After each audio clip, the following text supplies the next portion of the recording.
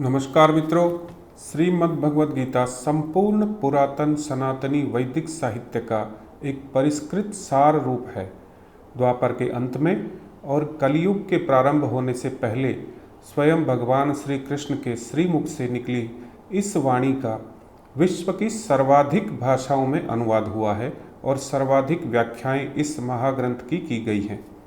हमारा प्रयास है कि इस वीडियो श्रृंखला के माध्यम से व्याकरण की कठिन शब्दावली को अलग कर सरलतापूर्वक बिना किसी की सहायता के हम गीता का स्वाध्याय स्वयं कर पाएं।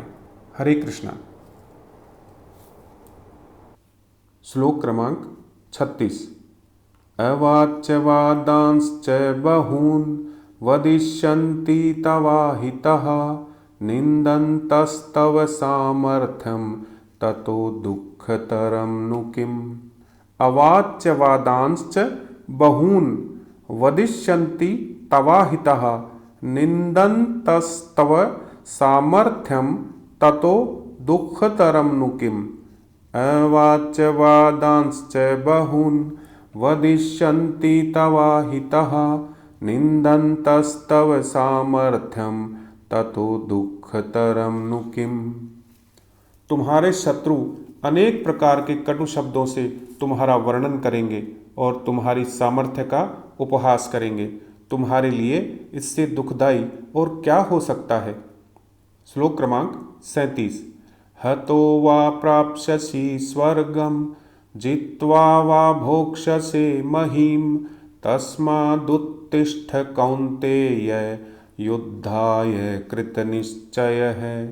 हतो वा प्राप्स्यसि स्वर्गं जित्वा वा भोक्ष्यसे महीम् तस्मादुत्तिष्ठ कौन्तेय युद्धाय कृतनिश्चयः। द्वितीय पंक्ति में जो प्रथम शब्द है तस्मादुत्तिष्ठ है।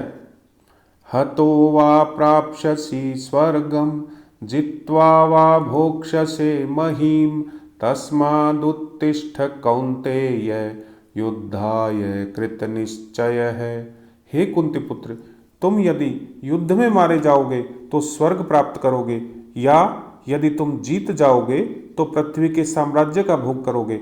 अतः दृढ़ संकल्प करके खड़े हो और युद्ध करो। श्लोक क्रमांक 38।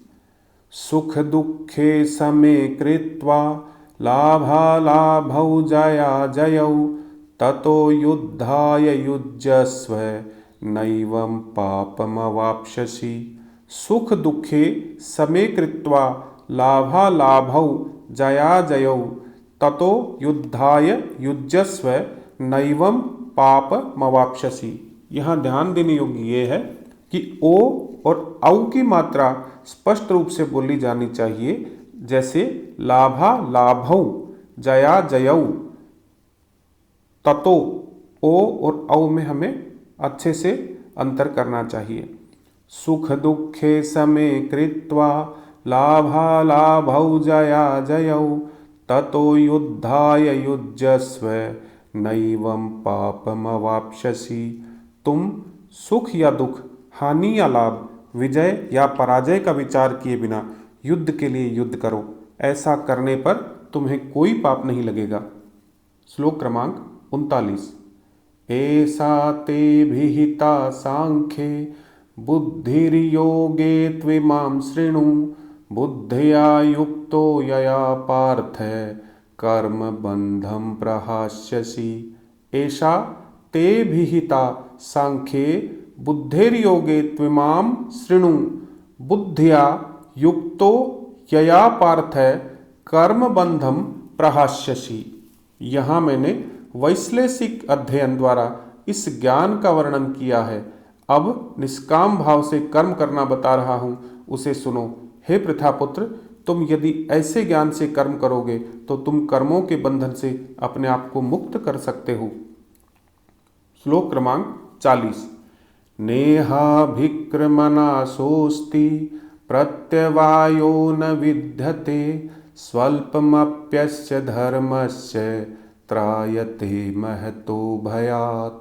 नेहाभिक्रमनाशोऽस्ति प्रत्यवायो न विद्यते स्वल्पमप्यस्य धर्मस्य त्रायते महतो भयात्। द्वितीय पंक्ति में जहाँ लिखा है स्वल्पमप्यश्च, जहाँ य के साथ आधा अक्षर आता है तो उसके साथ एकदम मिला हुआ उसको बोलते हैं, जैसे प्यश्च, स्वल्पमप्यश्च नेहाभिक्रमनाशोऽस्ति प्रत्यवायो न विद्यते स्वल्पमप्यश्च धर्मस्य त्रायते महतो भयात्।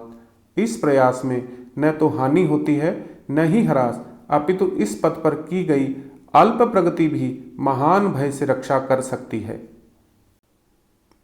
धर्मो रक्षति रक्षित है, अर्थात यदि हम धर्म की रक्षा करते हैं, हम उसका पालन करते हैं तो धर्म हमारी रक्षा करता है। परंतु हम धर्म की रक्षा तब कर पाएंगे जब हम धर्म के बारे में जानेंगे, अपने पुरातन ग्रंथों को पढ़ेंगे। तो हमारा ये प्रयास आपके श्रीमद् भगवद गीता के पढ़ने में, उसके अध्ययन में, स्वाध्याय में आपकी अवश्य सहायता करेगा। और हमें लगता है कि हमारा ये प्रयास आपको अच्छा लगा होगा।